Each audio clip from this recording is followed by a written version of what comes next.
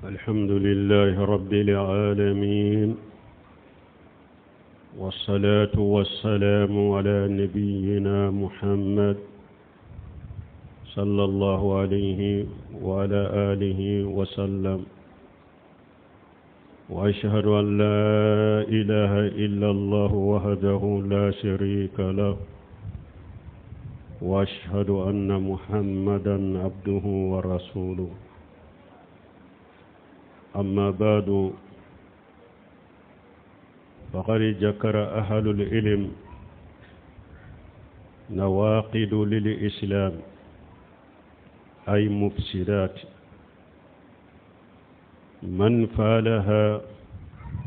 خرج من دائرة الإسلام إلى الكفر،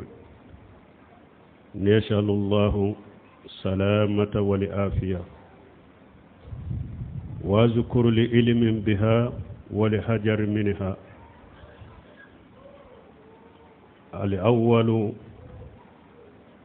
الناقض الأول الشرك في عبادة الله تعالى،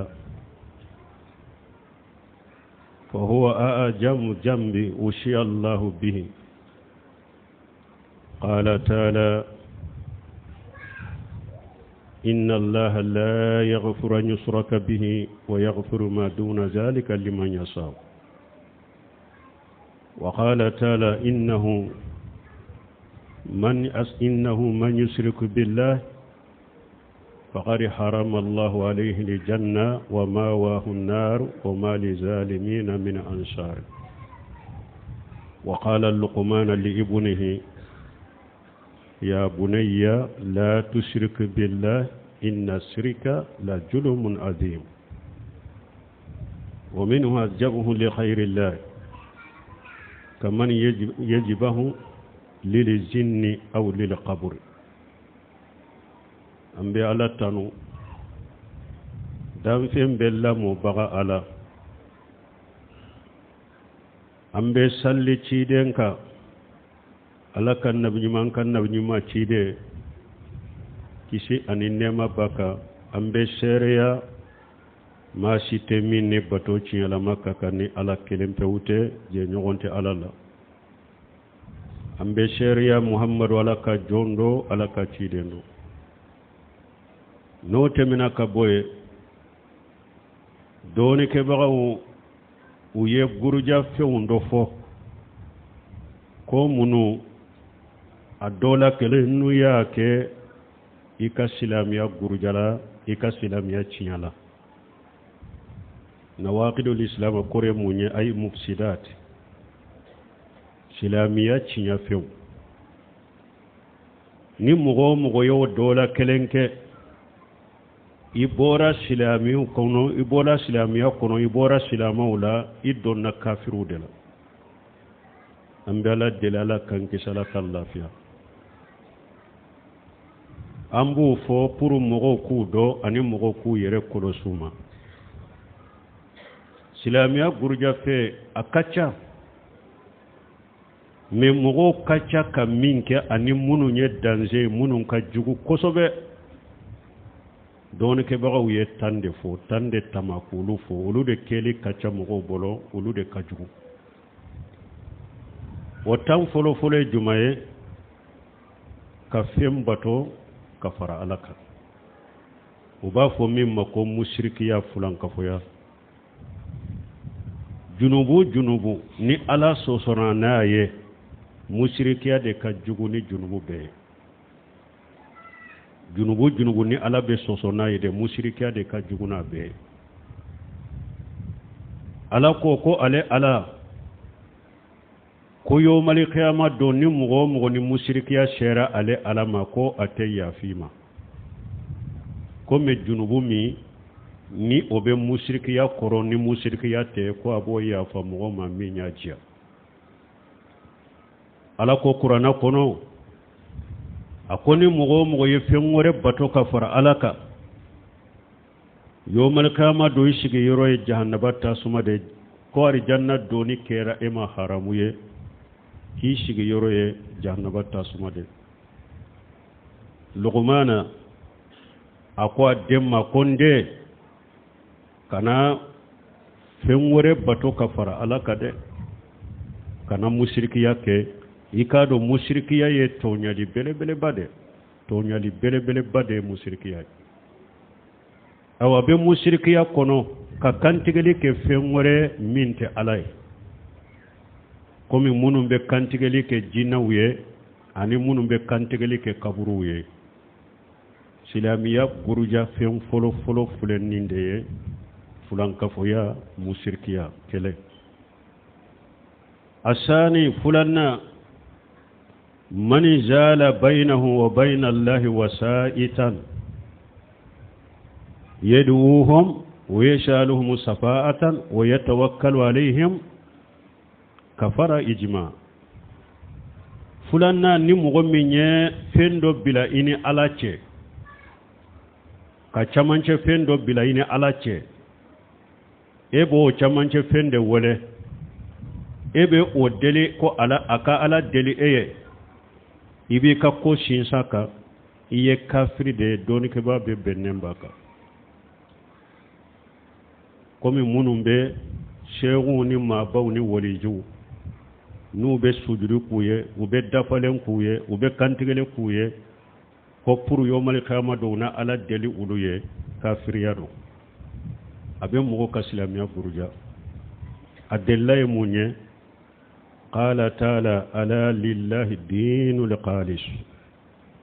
والذين اتخذوا من دونه أولياء ما نعبدهم إلا ليقربونا إلى الله جلفا إن الله يحكم بينهم فيما هم فيه يختلفون إن الله لا يهدي من هو كاذب كفار على قرآن كنا أقول دينا قال شلني على تاي مغمنون بفيمور منا كوكب بيش نيوغويه ni alate kuke bisinyogo kafara alaka nu ba fo aw man nunum bato ko alawdo koy anyu bato de anyu barika nyire de ukangere alala alako mugo munum ben ninke ko alabe kiri tuge uni nyogon che yomal qiyama do tumbe nyogon soso minna ko ale ala ko ate galon tigela kanda ale te kafiri kanda donc ni nya yiranna mugo be chamanche fembila ini alache ibo wele ibo deli ko o ka ala deli yomal qiyama do ibi ka ko shinsa ka ala ko e kafirde wala tadu min dunihi ma la yanfauka wala yadurruka fa in falita fa innaka ijja min aljalimin ala ko kana fenwore kafara ka de min teseki nafa atese ki toro ala ko niyo ke kera tonyali kela juma kafiri donc ni nye fulanay mugo munum be sheegu ni wareju ni mabaw ni fen waraw de bilaw ni alache nubu wele wewa ubu ka ko sinsuka kafiriya do ika silamiya gurjalendo ni nye fulanay asalisu man lam yukaffiru al-musrikina أو سك في كفرهم أو صاح مذهبهم فهو كافر سبنا نمغمي ني إما مشركون إما سوك مشرك ياما قرآن آية ونتيدين كاريسا سهل ونيم مغمونون كمشركية إما أولو مشركية يهودان النصارى إما سوك كافر ياما وبه إشكالين بيهودان النصارى ككافر يالا ube iko ayi ufana be tasira min ka tasira unu ka dina in ka kene asahalende do e kafiride adela jumay faman yakfur bi taqut wa yu'minu billahi faqad istamsaka bil urwati al usgha la infisama laha wallahu samiun alim ala ko ni mo min kafirani taqutun ye mushrikiya baraw ani mushrikin ni mogo min kafira ni ulu ye illi manani ala ye eye jurumin tetige ala ye meli masade ala yeli masade donc mogo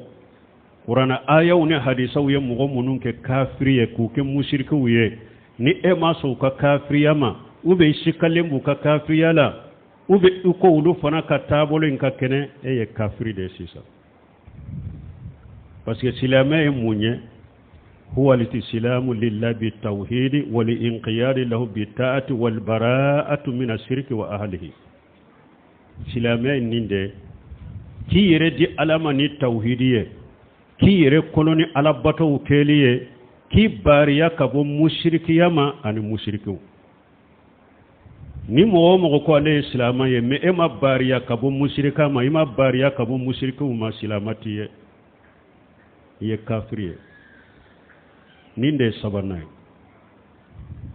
naqidu salisu nin de don arabiu nanina man yatakada anna hadiya khayri nabi sallallahu alaihi wasallam akmalu min hadihi أو أن حكم غيره أفضل من أحسن من حكمه كالذين يفضلون حكم التواقيت على حكمه فهو كافر ناني ناي جمعي مغمين ني إكو كو كندا شرا وربي تا شرا وربي تا شرا منا دفالين دو كتمي چيدين كتا شراكا أوبي إكو كيري وربي kiri min kanye kateme ciden ka kiri ka komi mogo munun bai luwa ka kiru fasamantiya ciden ka kiru ka eye kafiri de mogo na ko luwa munun bambolo ulu de kanye kateme silamiya sariya ka kiri ka kafiri do mogo na ko luwa munun bambolo ni silamiya ka sariya kiri bede kelenye kafiri do ni mɔgɔ min ko dagaranka kiri tigɛ ni silamɛya sariya kiri ye cogo min dagaranka kiri tigɛ ni luwa fana o cogo kelen na kafiri do fala wa rabbika la yu'minuna hatta yuhakkimuka fi ma sajara bainahum thumma la yajidu fi anfusihim mimma qadaita wa yusallimu taslima ala ko cide man kalina yitige alay mɔgɔ tesiga ke mu'mini abada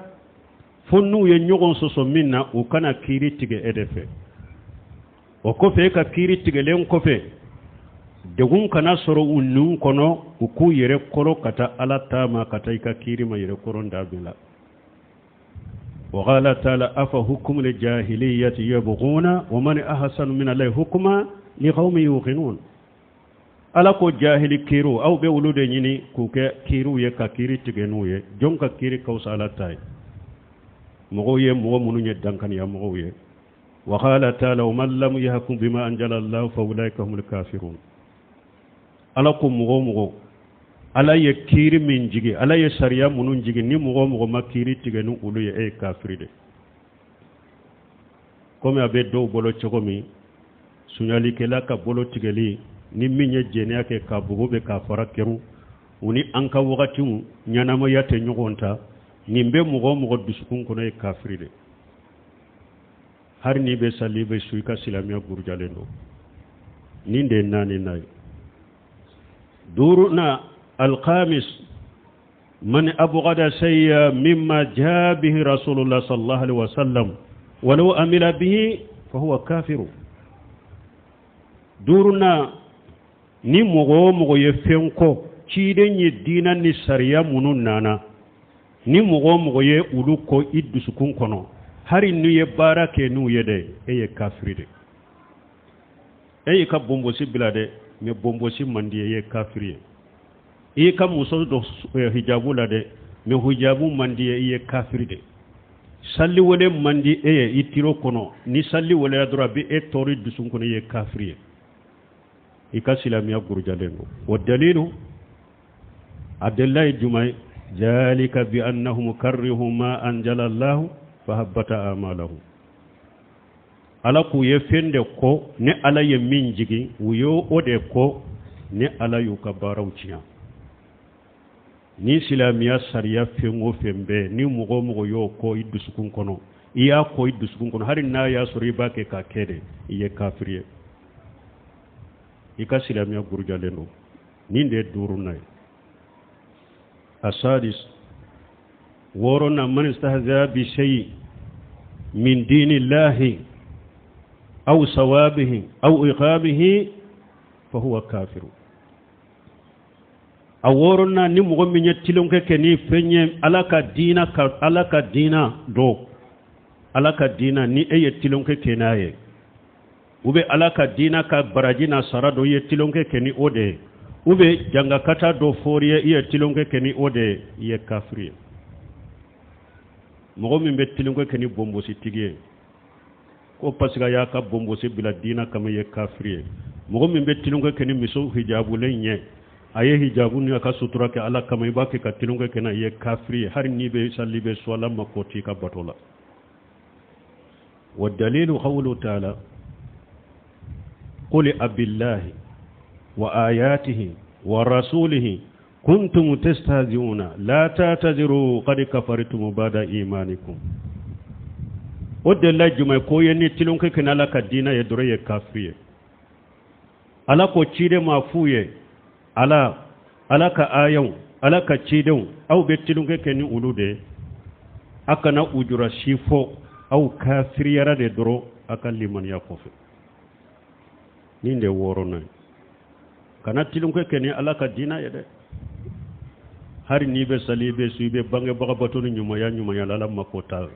iba ka fengo fenkala makota le ka silamia gurjaleno ninde worona asabi wolon furanna ashihiru wa minhu sarfu wa atif man fa'alahu aw radiya bihi kafara wolon fulana dabali doye munye wa minhu sarf mogodo abeke fendo kanu ka dabali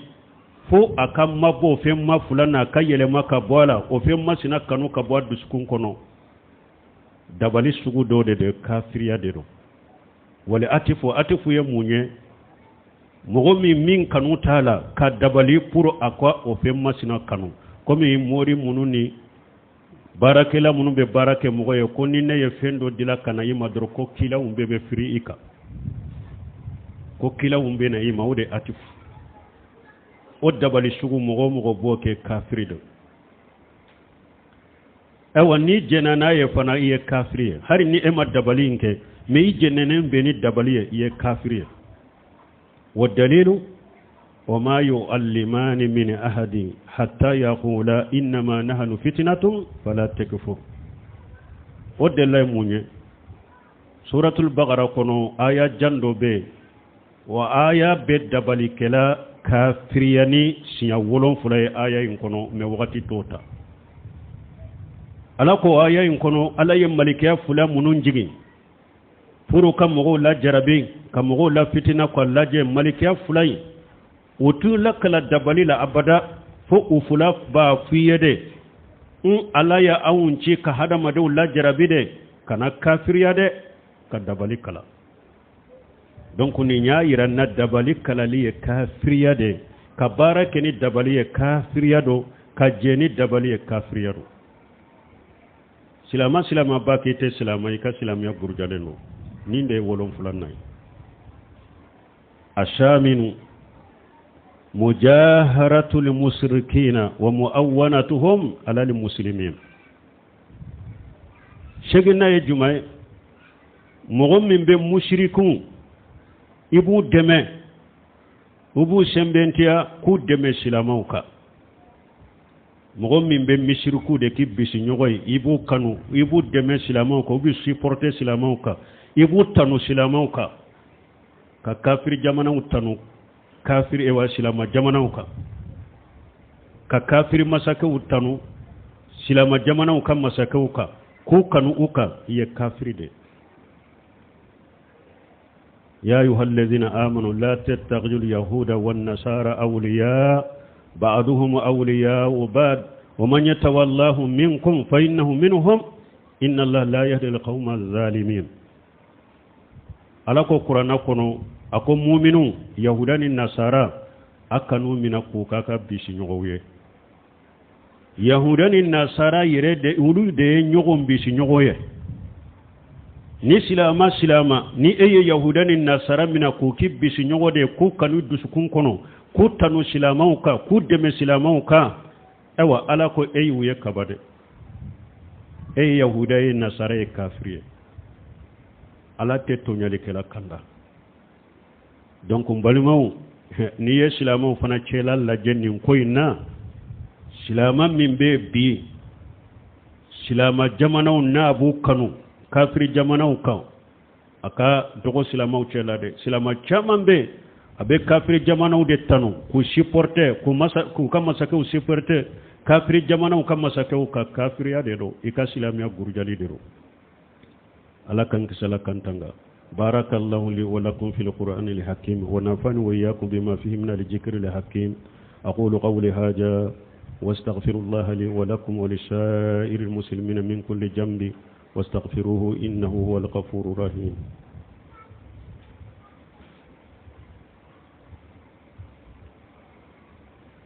الحمد لله رب العالمين والصلاة والسلام على نبينا محمد وعلى آله وصحبه وسلم تسليما كثيرا والتاسم قلنا سلامك برجا فيهم من يتخذ أن بعض الناس لا يجب عليه اتباع الرسول صلى الله عليه وسلم وأنه يساء الخروج عن شريعته كما وشل خضر خروج عن شريعة موسى فهو كافر قلنا ni mogo ya shiri dusukun kono na bi e bolo ko abe daga ko mogo do be shiden ka sunna batoli ma wajibi aleka ni mogo ya shiri dusukun kono na be dusukun kono ko mogo do be shiden ka sariya batoli ma wajibi aka adagara akabbo shiden ka sariya kono ka kadda mana tariqa kiriya yereye ko mi qadira ni obora Musa ka sariya kono chogo minna ka dama sariya babolo Musa ka dama na sariya babolo ni mogo ni yen ni miri duskun kono ni mbi duskun kono e kafiri dama na terega te mogo bolo de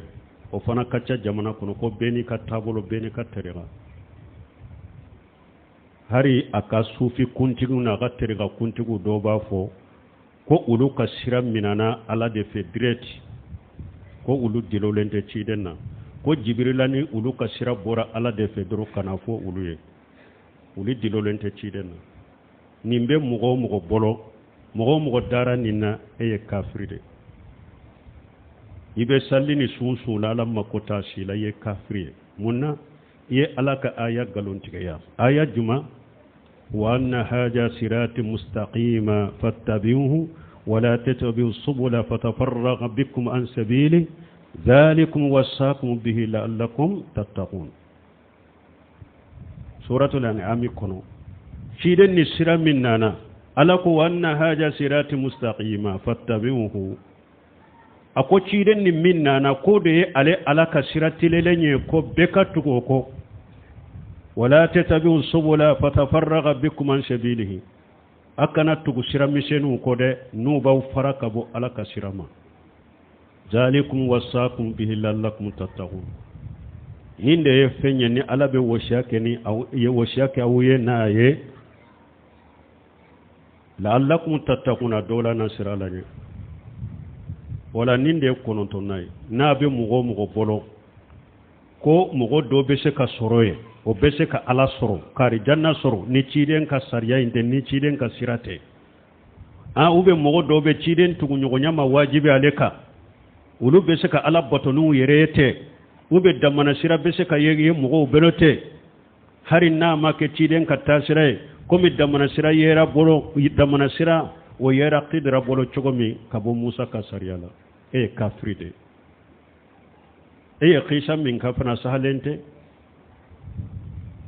qadri Musa ma ci qidri maw Musa cira ka mo de ma ci qidri ma me ci den cira bede ma Musa ma ci qidri ma Musa cira ka mo de ma me ci den cira bede ma ni mo ko mo do be ci den ka tuguli ma wajibi aka ube adagara ka bo ci den ka sariya kono ka kadda mana sarena kadda ma triga kiriya yereye iye kafiri wala doni ke baga munon be nin triga usabati ko nabe wajul ka ya janto teriga nununa beni ka famu beni ka tabolo da kana mo ka teriga ni mo ka tabolo la gosi ni mi janto yirela ni nye ko de nabe yere ka silamiya gurja folo abika silamiya gurja de kike kafri de ki labo silamiya kono pew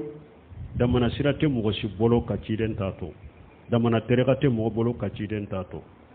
ni mo na bi boli bisukuna is jenne ni ninye i jena nay e kafri e ka silamiya gurjara ali asir tanna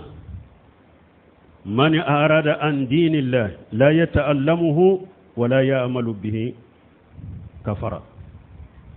tanna ni mo menya abba alaka dina ma few yite dina in kala yite barake nay ye kafri de wa dalilu man ajlama mimman jukira bi ayati rabbi summa arada anhu inna minal mujrimina muntaqimun ala ko mo jumanye tonyale kelay ako mo site tonyale kelay kam mo bo mo min ni hakli jige alaka aya wala ibi ba ka tugo alaka aya ko ibi ba ka alaka aya wala me awa ala ko ay mujrimi de tonyale kelay de o chinyale kelay de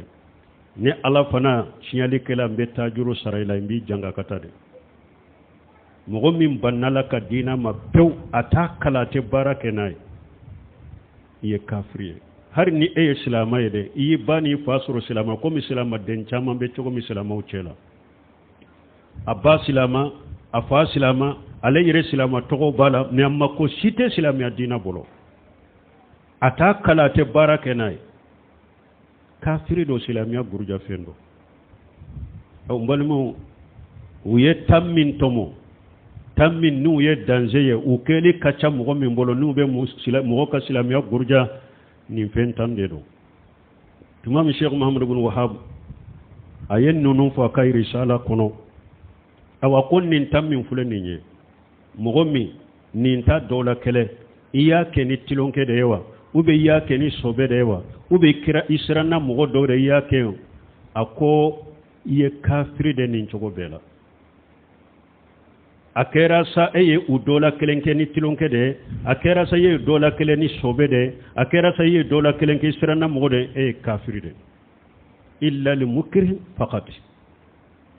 foni mo min karabara ye ni fentan dola kelenke karaba de kama etemina illa man ukriha